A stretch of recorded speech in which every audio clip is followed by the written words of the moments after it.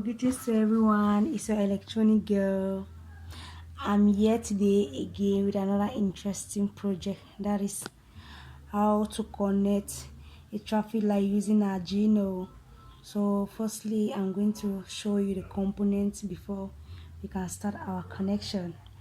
Okay, as you can see, we have the breadboard, we have the processor, that is the nano board, we have our jumper cable, we have our LED, that is the light emitting diode, and we have our resistor, that is 100 kilo. So let's start. So let's see how we can actually connect our traffic light, that is using the experiment board. So firstly, I have connected my processor, that is a nano board. Secondly, I have to connect all my diodes, that is my LED, the light emitting diodes. I have 3 light emitting diodes to connect actually.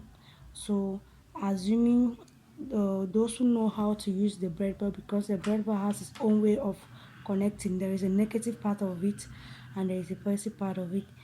Even with the LED, you have the cathodes and the anodes, that you have to identify them from the light emitting diode. So I'm connecting my second light emitting diode, which is the green. I have the red, the white, and the green light emitting diode to connect them actually. So you can actually see as I'm connecting it. So I have my resistor, that is my 100 kilo. So why am I using resistor to connect with this light emitting diode? It is because resistor helps to limit current flow. So each of the diodes, I have to connect a resistor on it to the positive side of the light.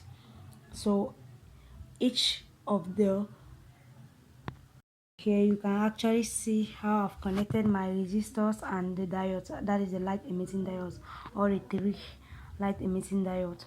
So now I'm going to connect from the light emitting diode to the nano board, that is the processor.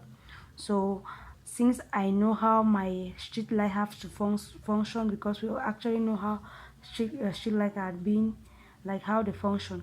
So my first light emitting diode, that is the LED, which is the red, I'm going to connect it to the pin 9 of the nano board.